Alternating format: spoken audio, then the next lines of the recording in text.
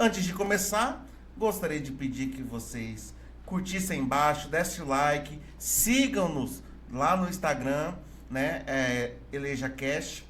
E hoje nós teremos uma pessoa muito bacana, muito especial aqui. Hoje nós vamos trocar uma ideia e conhecer um pouco mais dos projetos, da vida, dos planos do nosso amigo Renato Júnior. Bem-vindo, Renato.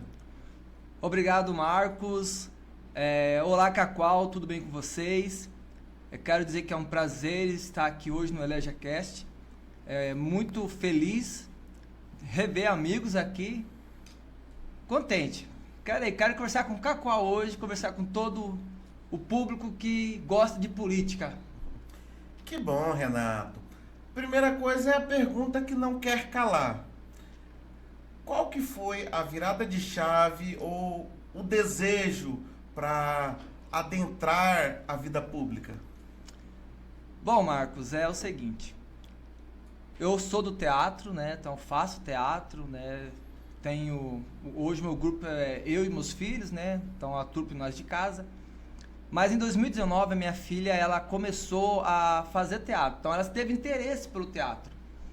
E numa dessas abordagens a gente começou a reparar a situação que se encontrava a cultura do nosso município. Era até um momento conturbado, estava ali a pandemia, a Lei Aldir Blanc e algumas questões meio, né, que estavam precisando ser ajustadas dentro da gestão.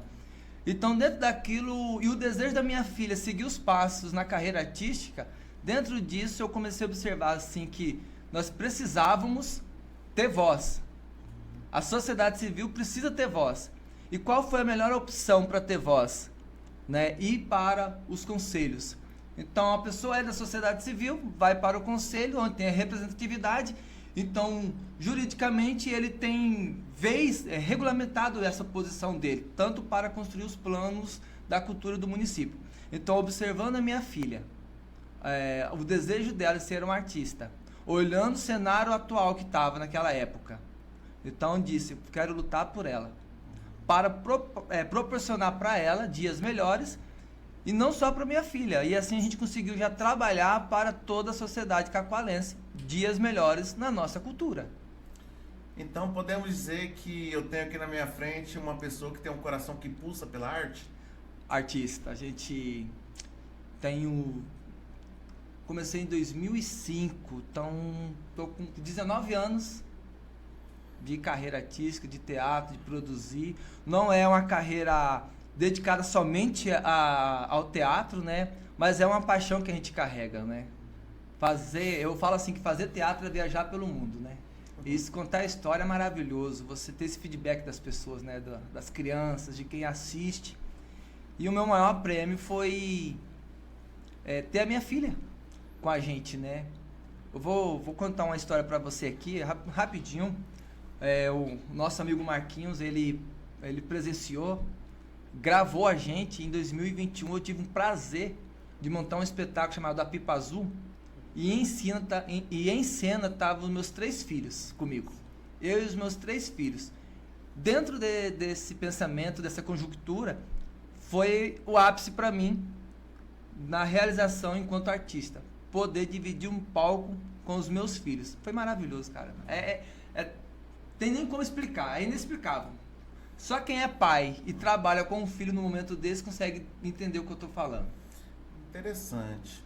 E fala um pouco mais, como que foi o Renato de Cacoal, o Renato de fora, como que o Renato chegou até aqui, qual que foi esse caminho traçado? Isso aí, sou natural de Cacoal, nasci no CESP em 1986. Eu sei que vocês vão olhar e vai falar assim, ele é novinho. Não, mas eu sou de 86, estamos aí fazendo 38 anos de Cacoal, conhecedor, morei no Vista Alegre, fui criada minha infância no Vista Alegre todinha e conheço, né, Cacoal. Então, em 2021 entregava jornal. Então, rodava Vista Alegre, Teixeirão, Világio, e de bicicleta. Não tinha essa maldomia. A internet não estava nesse advento todo, não, pra gente ter essas notícias. Então, conheci toda a nossa cidade. Hoje ainda conheço, porque eu ainda ando toda a cidade. Sou daqui. Meus pais moram aqui, hoje moro na linha 6, fundiária, no hospital regional, você entra ali, né? A gente tem uma chácara ali, nós estamos ali desde 2012, cara, é maravilhoso, cara. Ser cacoalense, um cacoalense descrever para uma outra pessoa de uma outra cidade o sentimento é difícil, porque eles não vão entender. Agora, descrever para quem é cacoalense também é complicado, porque ele entende já. Né? Quem é de Cacoal, ou já se tornou cacoalense mesmo raiz, ele vai dizer que esse coração de Rondônia pulsa, e pulsa dentro da gente também. Exato. É interessante a gente ver um filho da terra se interessando pelas coisas da terra, pela melhoria, né, da cidade. E como que foi até aqui a parte profissional?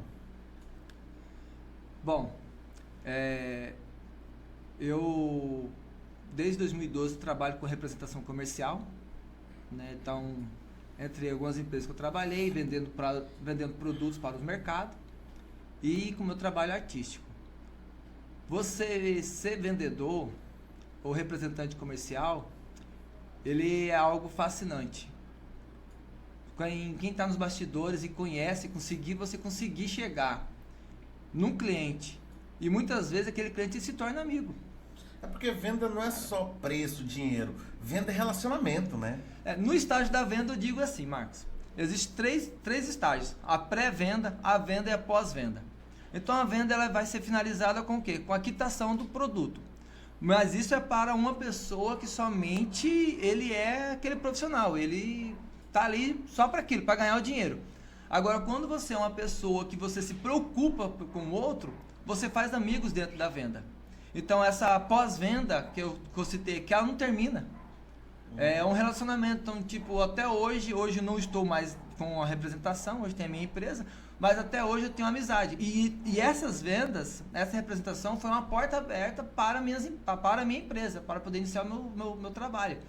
Então, é com carinho que eu posso dizer bem assim, que eu deixei uma representação comercial, mas todos os compradores, todos aqueles que me atendiam, as pessoas dos mercados, os repositores, carregam um carinho por cada um até hoje.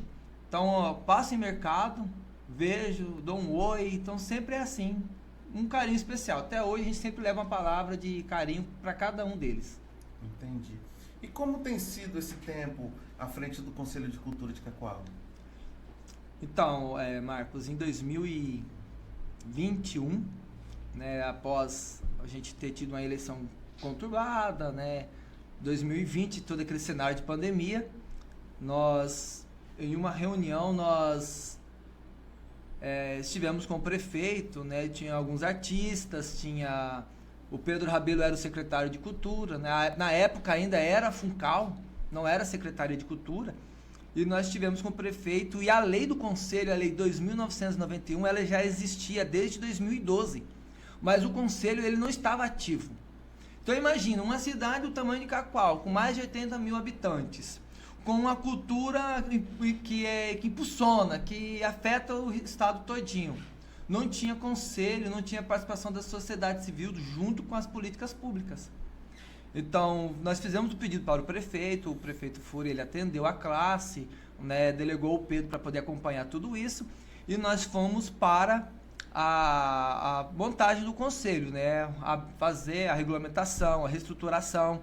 Nós tivemos, né, eu tenho pessoas que vieram comigo no conselho imprescindíveis, eu até vou mandar um abraço para a dona Cleide, do Museu Sodorvino, que é um carinho que eu carrego com eles, o Hanoi, a dona Socorro, né, até o próprio Pedro Rabelo, um carinho que eu carrego por ele também, né, que sempre esteve lutando pelo conselho. E foi desafiante, porque, tipo assim, nunca tinha presidido um conselho. Eu já tinha participado de momentos em políticas públicas, em construções, mas nunca tinha presidido um conselho. E com sabedoria, pé no chão, nós conseguimos estar à frente do conselho durante 3 anos, né? Fiz minha renúncia agora por causa da lei, então a gente tem que fazer essa renúncia para poder se candidatar, né? Então, foram vitórias e, graças a Deus, boa participação da sociedade junto com a gente. E você presidiu o conselho num momento muito sensível, né? para a classe da cultura, porque foi um momento de pandemia, foi um momento onde os eventos estavam ou proibidos ou limitados, e para uma cidade como a nossa, para muitos artistas, a maior fonte de renda está ligada aos eventos, né? Como que foi lidar com esses desafios? Porque aí você tem pressão de todo lado, né? Dos artistas, da população, do poder público, e você poder receber todas essas pressões e ainda conseguir direcionar um trabalho. Como é que foi isso? Marcos, na pandemia, ela afetou todas as classes. Mas se a gente for parar para olhar, a classe artística foi bem afetada. Eu nunca imaginei fazer uma apresentação de teatro para ninguém. E nós fizemos uma live. Né? A gente montou o espetáculo Pipa Azul e nós fomos para o teatro, nós gravamos uma live onde o nosso público era o cinegrafista, porque era a forma que o artista estava tendo para poder fazer o seu trabalho. E foi muito complicado, porque agora você imagine, quem é produtor, o quanto isso não afetou financeiramente. As dívidas, a incerteza se iria voltar às atividades culturais, porque as atividades culturais foi quase uma das últimas a ter o seu retorno. Exato. Entendeu? Não estava entre o grupo essencial ali. Então, é muito difícil. A cobrança havia, por causa que o amparo maior do artista no momento foi mesmo o governo. Na época, nós tivemos um auxílio da gestão municipal de 150 mil. Foi uma lei de amparo mesmo. Isso foi uma lei do município, a lei Genésio Lima. Deu esse amparo para os artistas, fizeram seu cadastro. Na época, também nós tivemos a Lei Aldir Blanc 1, né? O Conselho já entrou na execução, então nós acompanhamos a execução, a prestação de conta. E era interessante por causa que era todo mundo ali com máscara, gravando os vídeos, os tutoriais, tudo aquilo, daquela, vamos dizer assim, no momento frágil, né? Era difícil. E pra gente que vem do teatro, o que é a nossa recepção? É você olhar para a plateia, olhar para o público e ver ele interagindo com você. Então você sentiu o calor do público. Agora você imagine para as pessoas que cantavam nas lives sem o público. Você imagina. Então é complicado. É complicado isso. Mas conseguimos romper.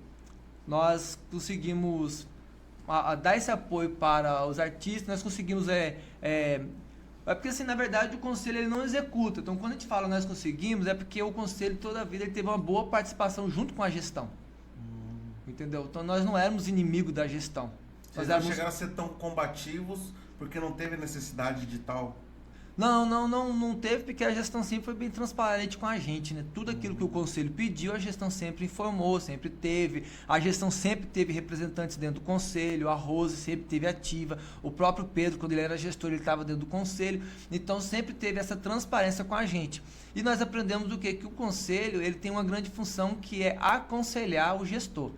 Então, por muitas vezes eu sentava com o Pedro e falava, Pedro, cara, esse caminho aqui é um caminho prudente a ser feito. Observa esse lado.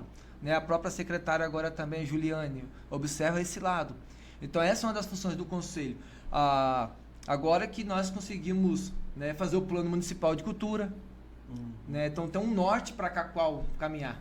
Então, durante 10 anos, já foram 2 anos, mas tem um norte para qual caminhar. Então, nós temos um plano municipal de produtos culturais. Se o dia de amanhã não for o Adailton Fúrio, o prefeito de Cacoal, o próximo prefeito ele já tem diretrizes para poder caminhar. Isso é uma construção de parceria do Conselho com a Secretaria Municipal de Cultura. Nós tivemos a transferência, né? Nós extinguimos a antiga Funcal e criamos a Secretaria Municipal de Cultura. Então, parceria da gestão pública, parceria do Poder Legislativo, parceria do Conselho em criar a nova secretaria. E entre outras atividades, o regimento interno, nós conseguimos ajudar na UFC, que é uma unidade fiscal de Cacoal, então a gente conseguiu baixar o valor dos produtores culturais ao utilizar o teatro. Antigamente era muito caro, era R$280 a hora. Então você imagina, o cara que vai montar um espetáculo que vai ficar 3 dias lá usando o teatro, dava 3 mil, 4 mil, 5 mil. E nós estamos falando de teatro, a gente vê o público que estava indo, né? Então, essa participação. O que o conselho não tinha, né? E a gente sempre adotou isso como política, não é tudo que a gente fazia, a gente jogava. Não, a gente tinha consciência, uma sabedoria de estruturar o conselho. Vamos dizer assim, num dialeto aqui, estruturar essa reestruturação do conselho. Entendi. Nossa, que interessante, porque quando nós falamos sobre conselhos, a grande maioria trabalha apenas como conselho fiscal devido às incongruências e dificuldades de caminhar com o poder público, né? Então, na sua gestão, vocês conseguiram ter esse mérito de caminhar junto e proporções em conjunto com o poder público. Isso é raro de se ver quando a gente fala em conselhos, né? E como que tem sido para você essa vida agora, depois da pré-candidatura? Mudou alguma coisa? Como que tá a correria? Dado que você é empreendedor, você tem a sua empresa. Ô Marcos, eu quero dizer o seguinte. Eu sou um cara que eu acredito no diálogo. Eu posso chegar aqui dentro do estúdio de vocês nervoso com algum problema. Chateado, revoltado. Mas se vocês sentarem comigo, qualquer pessoa sentar comigo e explicar a sua posição, eu como cidadão, eu preciso um mínimo fazer isso. Parar, olhar no olho de quem está conversando comigo e dar o benefício da dúvida. Eu preciso. Eu acredito que qualquer pessoa que vai para a gestão pública, ele precisa fazer isso. Não, falar assim, não rotular a ideia, seu pensamento e colocar dentro do quadrinho ali. Uhum. Então eu acredito que o diálogo. Então o conselho, ele nos ensinou muito isso, a dialogar. Então esse é um reflexo do porquê que a gente acredita que fomos bem como conselho, diante do conselho. Porque havia diálogo. Uhum. A gente não saía metendo o pé nas portas, tal, não sei o que, não. Havia um diálogo nosso. E esse diálogo eu trago até hoje. Eu aprendi. Então é uma pauta minha, dialogar. Entendi. Entender, conversar com as pessoas. É algo porque como que eu vou entender o que você está pensando se eu não te dar a oportunidade de você falar? Não tem como. Só dos meus princípios? Daquilo que eu acho que é certo? Daquilo que eu acho que é errado? Não tem como, então nós vamos cair dentro de uma bolha. Então se eu não dialogar com qualquer um que falar assim, qualquer pessoa que me parar hoje em Cacoal, falar assim, Renato, não concordo com tal coisa, eu tenho que, no mínimo, construir as duas visões, negativa e positiva. No mínimo. Por que sim e por que não? Eu preciso, no mínimo, tentar entender tudo isso para qualquer pessoa. E hoje, você fez essa pergunta, como que está essa vida como pré-candidato, é interessante porque, assim, a gente vem construindo isso, né, já há algum tempo. Esse desejo, né, sempre conversando com as pessoas. E o primeiro voto eu ganhei há 3 anos atrás. Ah, é? Meu primeiro voto, da minha esposa. Eu já vi candidato e falei, rapaz, minha esposa não quer que eu seja candidato. Tá, deixa eu te interromper só para matar uma curiosidade que senão vai você perguntar. Um pré-candidato a vereador nessa época, ele dorme? Eu digo isso porque assim, você não é funcionário público, então você não tem direito àquele afastamento remunerado. Você tem que estar pré-candidato e ao mesmo tempo o feijão de casa você tem que buscar. Eu tenho. Eu consigo dormir. Consegue dormir? Eu consigo dormir e ainda estou fazendo outras coisas ainda. Ó, peraí, você tem quantos filhos? Não, mas não era sobre isso que eu tava falando, não. Quantos filhos você tem? 4. A panela é você dormir, não? Ai. Ó, o apresentador me constrangindo, caraca, ó louco. Não, tô brincando, gente. Mas só que pra mim é o seguinte, são tudo benção, cara. Pensa o amor que eu tenho pros meus filhos. Como eu disse que era naquele momento, fazer teatro com meus filhos. Hoje meu filho mais velho me ajuda na indústria. Cara, é muito maravilhoso eu poder estar com meus filhos. A minha filha, ela viajou pro Fera, em Porto Velho, para fazer teatro lá, né, participar do festival. Eu estive junto com ela, não fui presencialmente, mas estive junto com ela. E pra gente hoje na pré-campanha, eu ainda falo que está sendo satisfatório. Para mim não está sendo peso, porque eu gosto de política. Então eu não sou um personagem montado para o jogo político. Eu sou uma pessoa que ama políticas públicas, então isso para mim não é um peso. Então, quando eu falei que eu ganhei o primeiro voto, foi da minha esposa, depois sentei com meus pais, eles me deram o maior apoio, minha irmã, depois foi juntando toda a família, os amigos, os irmãos da fé, entende? Então, quando foi juntando, porque é o seguinte, o que uma pessoa ela fica, não é impactada, ela fica assim, meio assim, desconfiada, quando uma pessoa dá de uma hora para outra diz, vou ser candidata. A pessoa fala, mas cara, mas como você vai ser candidato? Aí então as pessoas que me conhecem, que me acompanham no meu dia a dia, já sabem que isso é uma conversa minha de 3 anos. Entendi. Já sabe que eu, há mais de 3 anos, eu venho dialogando, 3, 4 anos eu venho dialogando sobre Cacoal e as políticas públicas de Cacoal. Então hoje eu posso dizer bem assim que a entrada da sociedade é políticas públicas. A sociedade quer participar, indo para os conselhos, indo para os movimentos, indo dialogar mesmo, indo para sessões na Câmara. Se a sociedade quer dialogar, é assim que é. E na pré-campanha, eu estou fazendo isso, dialogar. Entende? Então eu fabrico, né, tenho o meu produto, eu entrego no mercado, mas eu enrolo, cara, tem hora para poder sair do mercado. Aí eu nunca sabia aquilo, e hoje mesmo, eu estava fazendo compra, vou contar esse episódio, estava numa loja fazendo compra com o meu filho, e uma das moças dali, ela fez o teste seletivo e ela começou a perguntar do teste e aquilo, foi conversando com a gente, foi perguntando e ali a gente ficou mais de meia hora. Eu e meu filho comigo, falou, pai, cara, como que as pessoas gostam de você e vocês têm conversa? Aí eu falo pra ele, olha, as pessoas querem atenção. As pessoas querem ser ouvidas, as pessoas querem que o seu problema seja resolvido. Então por isso que eu vou defender sempre isso, que no diálogo a gente vai conseguir resolver. Não é na promessa, eu não tenho uma promessa. Eu tenho 1 mês de pré-campanha, eu não fiz uma promessa. E todo esse tempo ainda, eu não fiz nenhuma promessa. Então eu não tenho.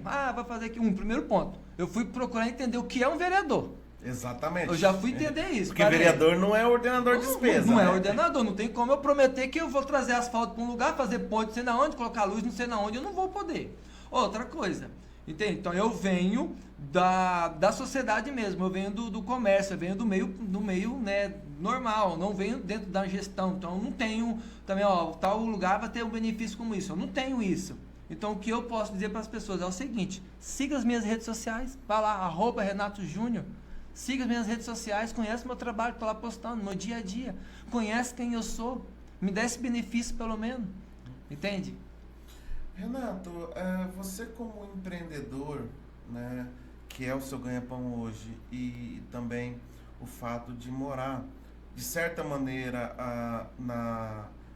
no rural, você vê que hoje em dia, até mesmo o êxito de um negócio, mesmo do setor produtivo, é necessário empreender. Até o produtor hoje ele tem que agir como empresa para que ele consiga ter sucesso financeiro?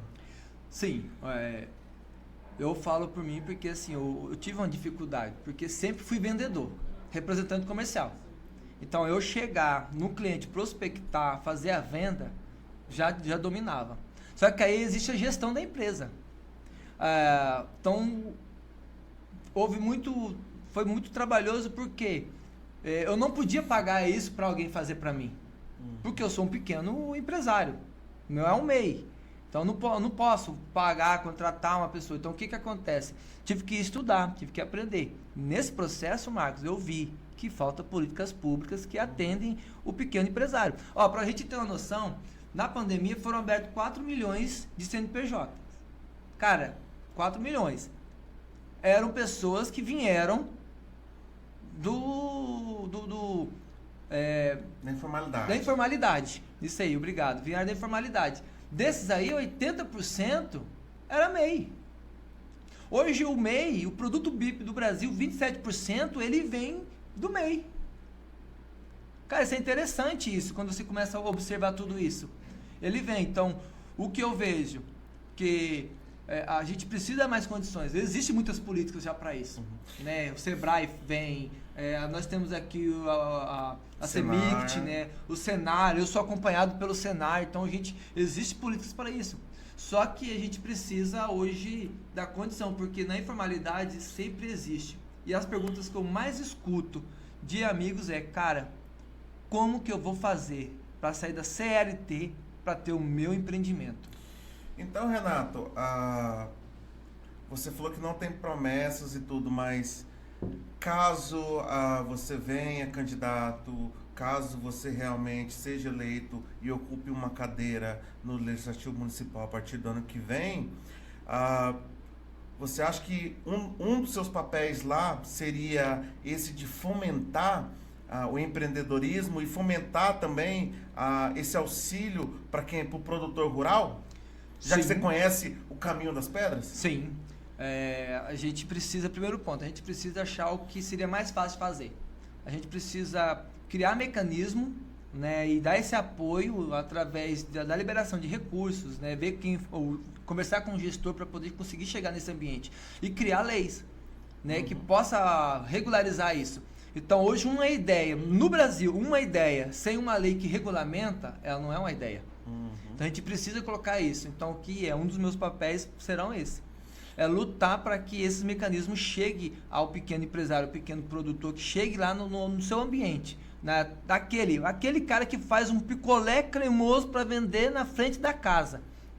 De chegar ali, a oportunidade, tanto de mecanismo para financiamento, observar as melhores maneiras, se vai ser abatido impostos no município. Ou seja, como que vai ser disseminar feito? Conhecimento, né? Levar, exato. Entendi. E hoje, Renato, você citou aí do apoio e tudo. Qual que é a importância da família pro Renato? Olha, eu digo assim, cara, eu vou citar um homem aqui hoje que, se eu sou um cara de caráter, dependo muito do meu pai. Sr. José, cara, hoje ele trabalha, ele tá lá cuidando do cafezinho dele, já, né, aposentou. A minha mãe, Maria Hélia, cara, eu nunca vi meus pais mexendo com corrupção. Nunca vi meus pais envolvidos em confusão. Nunca vi. Meus pais são pessoas íntegras, de valores mesmo. Meu pai é daquele homem assim, e fala assim, olha, tá aqui, ó. Pegar no bigode, tá combinado. Hoje ainda a gente precisa muitas vezes ir para um documento. Então a gente carrega sobre isso. Se você combinar algo comigo aqui, esse princípio eu trago do meu pai, da minha casa. Nós vamos cumprir aquilo que é combinado, por causa do que é ética. Nós não somos uma família renomada em Cacoal, reconhecida, mas nós somos uma família digna. Você empenha a sua palavra aqui em continuar essa tradição de ética, de respeito, de honestidade? Empenho, e qualquer um cacoalense quer tirar uma prova, vai lá em casa ou encontra um dos meus filhos na rua e pergunta para os meus filhos qual é a conduta que eu ensino a eles. Primeiro ponto, já não aceito meus filhos mentirem em casa. Isso lá em casa a gente já repugna, não tem condição. Segundo ponto, valores para os meus filhos. E isso é dentro da gente mesmo, é intrínseco dentro da gente, valores. A gente precisa ter valores na família. E o terceiro ponto, amor. Eles têm que amar. Eu até brinco com a minha filha bem assim, eu tenho uma menina de 13 anos, falo assim, filha, você só tem uma condição para poder casar. Eu quero que você ache um cara que ama Jesus Cristo, muito. Porque se você achar um cara que ama Jesus Cristo, você vai ser a mulher mais amada. Então, por que minha esposa, eu falo que é uma mulher muito amada? Porque eu amo Jesus. Por que as pessoas que estão ao meu redor podem falar assim, cara, o Renato ama a gente? Porque eu amo Jesus. Então, esse princípio eu tento ensinar para os meus filhos, esse comprometimento do que é honesto. Olha, para você ver, 3 anos no conselho, a gente não tem salário, a gente faz porque ama a sociedade. Poderia muito bem negociar alguma coisa ali, mas não tem condição. A gente ama, a gente faz porque gosta. Então o conselho, ele é isso. Então todos que estão participando do conselho mesmo de cultura são porque querem o bem da sociedade, estão lá porque querem o bem da sociedade. Isso é um princípio que eu carrego. Então eu faço porque eu amo fazer isso. Eu faço porque eu quero que amanhã, quando você levar os seus filhos têm direito à cultura. Então a gente faz isso gratuitamente. porque a gente ama. E esse princípio, Marcos, cara, eu agradeço a essas duas pessoas, Dona Maria Hélia e Sr. José Francisco. Demais, viu? Ó, beijo pra vocês, amo vocês. Se hoje eu estou aqui falando com a cabeça em pé, é por causa de vocês. E na sua opinião, Renato, hoje em Cacoal ainda cabem políticas públicas que possam vir auxiliar essa instituição tão importante que a gente chama de família? Sim, sim, é porque é o seguinte, nós ficamos muito presos ainda assim em políticas do governo federal. Bolsa Família, Vale não sei o que, tudo isso. Mas a gente pode trabalhar isso no município. Nós tivemos agora a abertura de crédito para ajudar as famílias que sofreram com a enchente, entende? Então nós tivemos uma lei de amparo para os artistas que estavam sofrendo com a pandemia.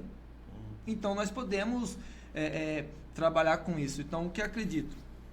Que nós podemos propor a elaboração de um mecanismo para trazer as crianças para dentro do ensino primário, do ensino fundamental, com a qualidade.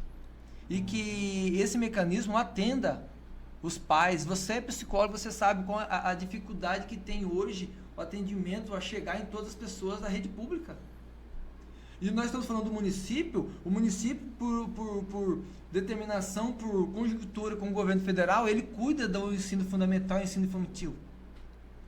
Você chegar a dar uma estrutura hoje para essas famílias. Então eu acredito que políticas públicas, programas sociais, democratiza. E agora, isso quando vem de lá, da família em busca. Só que também eu acredito que nós precisamos descentralizar a Semast. O que seria isso? Espalhar para a cidade. Fazer chegar ao povo. Nós temos essa conversa enquanto Conselho de Cultura e Secretaria. Descentralizar, deixar acessível. Porque às vezes muitas pessoas falam bem assim, eu não sei aonde é essa secretaria. Ah, por que você não foi atrás disso? Eu não sei aonde é. Hoje, essa gestão, eu parabenizo, ela é bem participativa. Né? O prefeito Fúria, toda essa galera foi bem participativa em descentralizar. Mas nós precisamos alcançar os 4 cantos da cidade. Nós precisamos alcançar o campo, nós precisamos alcançar os patrimônios, nós precisamos alcançar e descentralizar com ações itinerantes é uma das melhores formas. Nós precisamos levar isso. Então, não só esperar que as pessoas venham dentro de uma sala fazer um cadastro, mas que isso vá à frente. Acredito que o apoio da Câmara Municipal, uma lei de fomento, uma lei de criação do sistema referente à família vai contribuir, porque se você tem essas leis que vai regulamentar, fica fácil da gestão ter o crédito para poder ser liberado, ser aplicado. Não tem como a gestão aplicar algo onde não tem uma lei que permite. Então nenhum gestor vai querer fazer isso. Eu vou aplicar um recurso que não tem uma lei para isso. Se você tem a lei que disponibiliza, regulamenta, fica muito fácil de todas as famílias serem atendidas. E você falou aí um pouco também sobre fé. Como que é a fé para o Renato hoje? Bom, cresci com princípios, né? Pai e minha mãe sempre levavam na igreja. Hoje eu sou evangélico, né? Sempre levavam a gente, então a gente vem crescendo com esse entendimento. Eu acredito que a pessoa que confessa uma fé publicamente, ela carrega princípios da moralidade com ela. Ela carrega princípios que refletem Cristo. Então, como você conhece uma pessoa que conhece Cristo? Pelo seu posicionamento. Então, você vai ver que aquela pessoa reflete Cristo. Então, por isso que eu digo assim, que a fé ela vai nortear as famílias. Então, hoje eu vejo muitas famílias terminando, se acabando, porque elas não têm algo. E se a gente parar para poder entender dentro do campo da teologia, é dos primórdios o ser humano reconhecer uma divindade superior. Então você vai pegar, talvez você vai poder me ajudar melhor ainda, mas você vai pegar o ser humano no Egito Antigo, né? Antes dos deuses gregos já havia os deuses do Egito, reconhecendo deuses. Você vai chegar aqui na Amazônia, onde tinha tribos indígenas, povos indígenas isolados, né? Já reconheciam ser superior. Então isso é inato do homem. Muitos homens reconhecem ser superior. Existe aqueles que já tem alguma corrente pro ateísmo, que já não e aí é direito dele, porque hoje a legislação do nosso Brasil é um Estado laico. Todos nós temos direito a professar uma fé, né? A dar culto àquilo que a gente acredita. Então o Brasil hoje permite isso. Mas eu digo assim, que para minha construção como cidadão, um homem de valor, um pai de família, né, respeitado, né, que eu possa andar em Cacau com a cabeça erguida, né, para chegar onde eu cheguei agora, para colocar o meu nome à disposição para uma cadeira do Legislativo, é porque nós acreditamos, enquanto comunidade de fé, enquanto igreja, que homens assim vão ocupar esse ambiente. E eu até cito nos meus trabalhos de pré-campanha agora, o que me incomoda é que Martin Luther King diz, o que me incomoda não é o grito dos maus. É o silêncio dos bons. É o silêncio dos bons. E nós precisamos. Então a gente tem que quebrar, o primeiro momento, tem que quebrar um tabu que um homem de Deus, um homem que tem uma fé, ele não pode entrar na campanha, na política. Esse primeiro tabu tem que ser quebrado. E eu acredito que a justiça social, que a educação, que o olhar para o trabalho, para o empreendedorismo, para a cultura, para a saúde, vai passar assim por homens de fé. E como você tem visto o cenário da política municipal hoje, das cadeiras que tem lá, da configuração que temos hoje? Bom, você está perguntando da atual, né? Da atual. Da atual. Olha, eu particularmente eu posso dizer de cabeça erguida que eu tenho condição de entrar nos 12 gabinetes. Eu tenho um bom diálogo com os 12 representantes que ali estão. É lógico que tem alguns que a gente tem mais afinidade, que pensam mais parecido comigo. Tem outros que eu já não tenho tanta afinidade. Mas assim, e eu vou citar algo que um vereador disse essa semana, né? E eu gosto do trabalho dele também. E ele falou bem assim, olha, nós recebemos uma fama de uma péssima Câmara.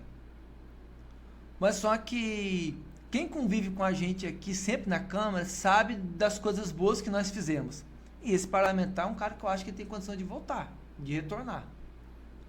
As pessoas sabem das coisas boas que nós fizemos aqui. Bom, eu sou um cara que, pelo menos uma vez no mês, eu vou numa sessão na Câmara. Então eu frequento lá sempre, estou sempre ali, né, até pelas pautas que a gente carregava enquanto a cultura, né, sempre acompanhando, porque eu acreditei que é um trabalho que eu posso fazer enquanto cidadão de acompanhar aquelas pessoas que representam a gente. E eu concordei com esse vereador. Mesmo em alguns momentos, algumas situações, alguns empecilhos que aconteceram em relação à Câmara, teve muita coisa boa. Né? Nós tivemos o aumento do teto do funcionalismo da educação. Cara, isso é top, cara. Nós tivemos liberação de crédito para ampliação dos hospitais nossos. Então, cara, isso é maravilhoso. Você vê a parceria do Legislativo com o município. Existem algumas questões que eu vou dizer assim agora para você, que não concordo? Não concordo. Eu já vou ser sério, sou sincero. Para mim, eu não acredito que vereador tem que ser dono do seu mandato. É uma posição minha. Agora, o vereador, ele entende que ele caminhando ao lado é mais produtivo, cara, é o pensamento dele. O outro acredita que ele do lado, erguendo a bandeira, sendo oposição, é o pensamento dele. Eu acredito que o vereador ele tem o seu CNPJ, ele precisa zelar disso. E acredito fielmente. Marcos, eu quero ser vereador por 4 anos. Eu não quero uma carreira política. Hoje eu estou falando isso, eu não quero uma carreira política, eu preciso ser vereador durante 4 anos. Que é aquilo que o meu pleito vai me garantir. Então não é uma profissão. Eu sou uma extensão da sociedade ali, eu sou uma representação da sociedade. Então eu preciso ser 4 anos. Então eu vou fazer isso aqui, vista grossa, porque eu preciso me eleger daqui 4 anos.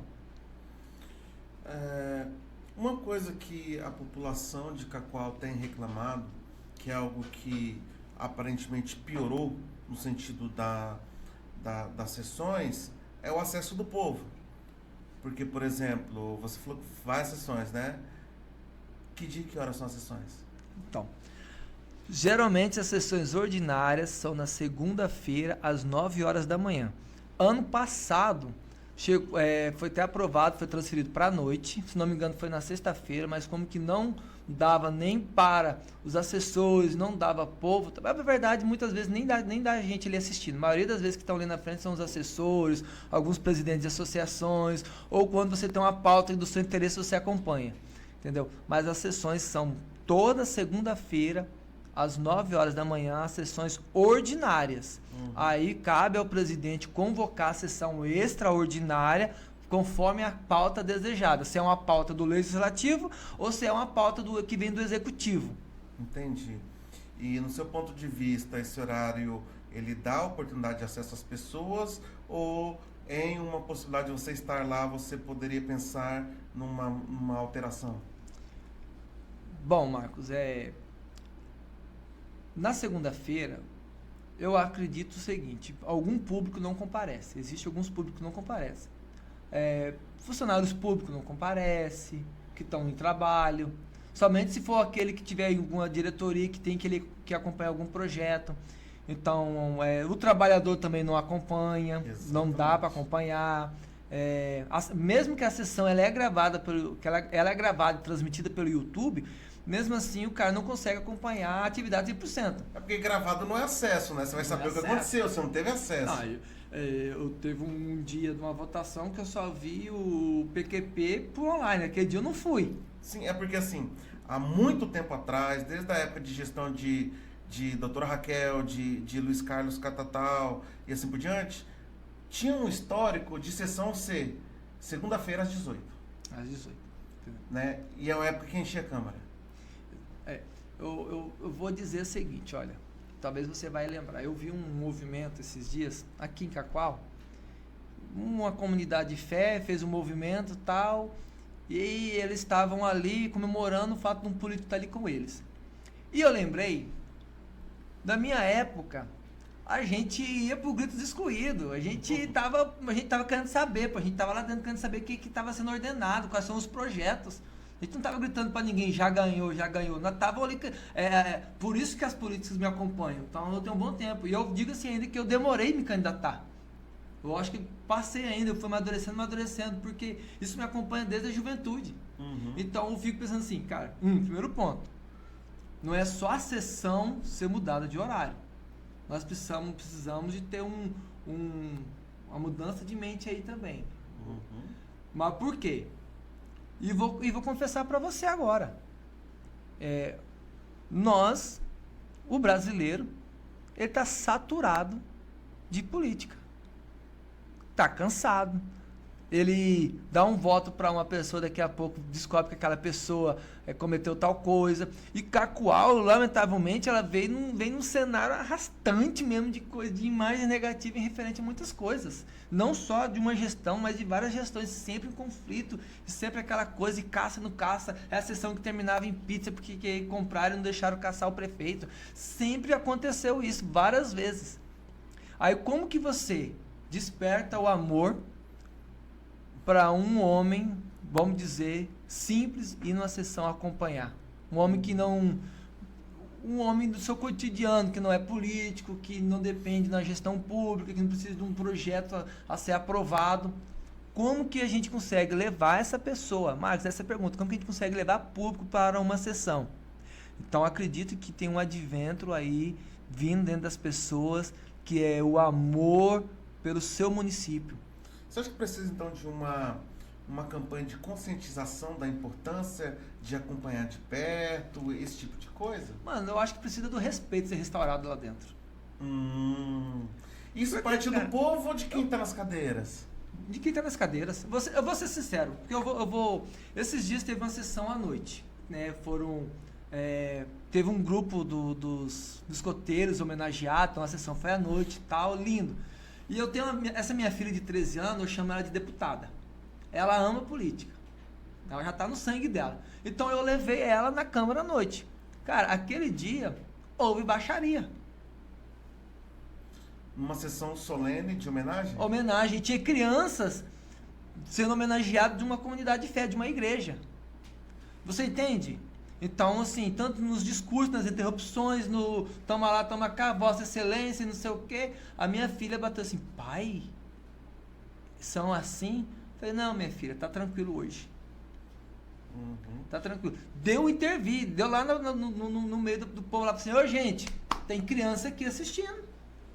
Mas eu entendo que a Câmara Municipal, ela é um espaço para discussão, e ela precisa ter discussões, entendeu? Não serei... Eu, Renato, não serei o cara ali também, porque eu já sou imperativo. Eu tenho meus argumentos, tenho minha posição.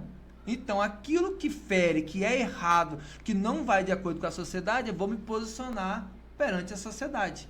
Então, eu digo aqui, digo para todo Cacoal, não tenho padrinho, não tenho padrinho político, não tenho família renomada na política. Eu sou um cara simplesmente que acredita nas políticas públicas, que quero chegar lá e ter uma voz. E quero falar para quem não tem voz. É esse que é o meu desejo, falar para quem tem voz.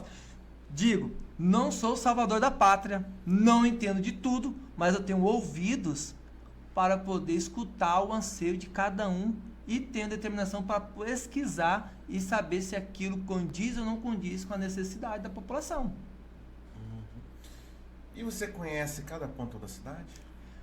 Rapaz, esse Cacau é grande, viu? Esse Cacau é grande. Vou contar aqui pra você uma história, né? Agora, rapidinho, né? Eu fui levar uma encomenda lá no Buritis. Aí, cara, eu me emocionei porque eu tinha um tio que trabalhava na fazenda onde era o frigorífico ali. Então, quando eu tinha 8 anos, a gente ia pra lá soltar pipa. E no espaço do campo lá, né? Esse tio meu já faleceu. E nesse espaço do campo ali, a gente ficava correndo com as pipas ali, tudinho, cara, onde é essas casas no bairro Buritis.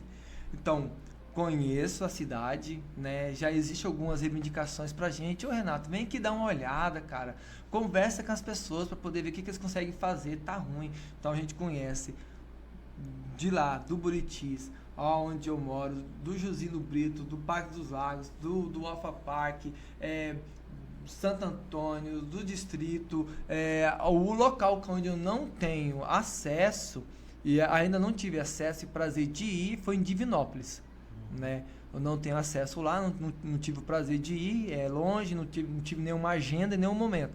Mas dentro dessa área urbana aqui de Cacoal, a gente conhece o Cacoal, cresci, né?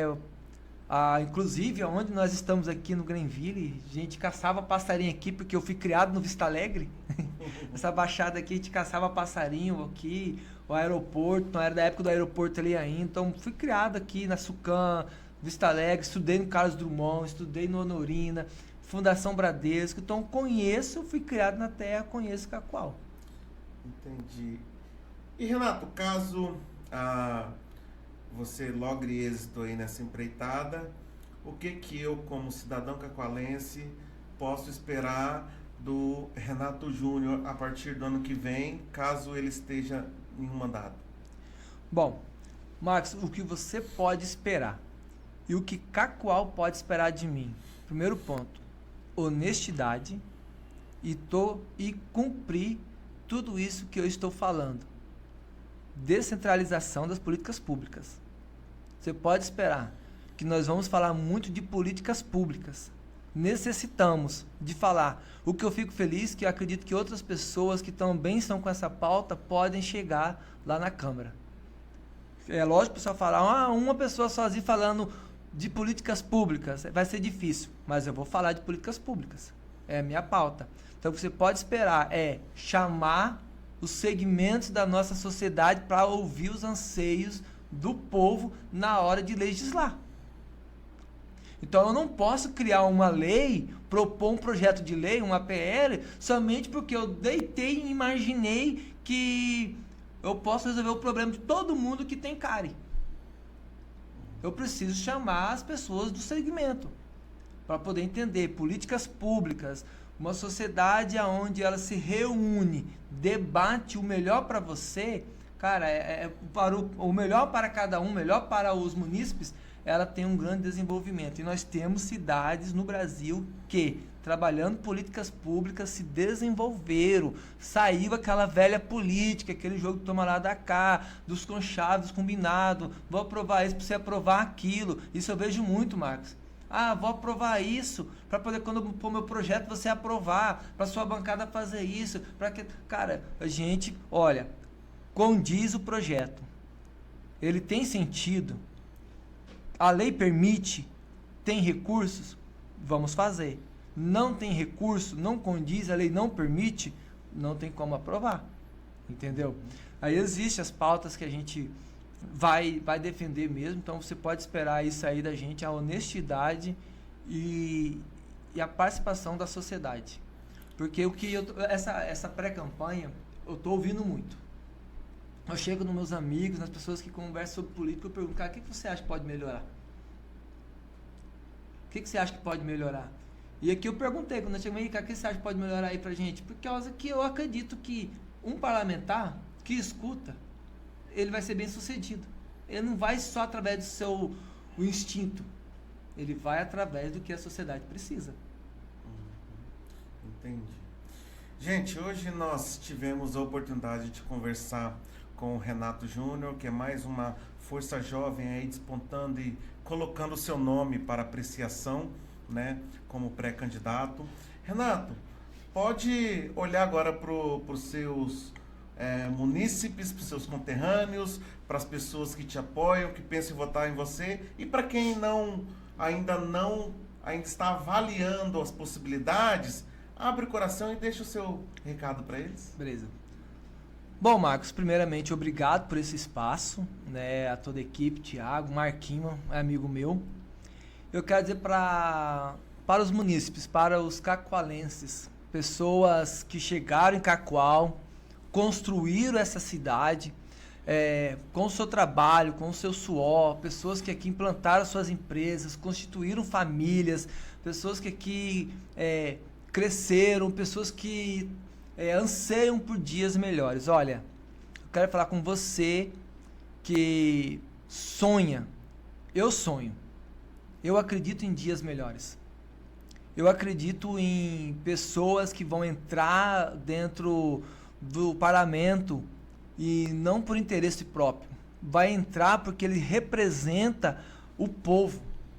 Eu sonho que isso será uma realidade, que talvez não seja eu a pessoa eleita hoje, mas eu acredito que a sociedade vai eleger pessoas assim, porque eu já acredito que as escamas estão caindo, então não estão mais votando por interesse, as pessoas estão observando o currículo que a pessoa traz, e com a qual eu quero deixar à disposição de vocês o meu currículo, quero deixar à disposição.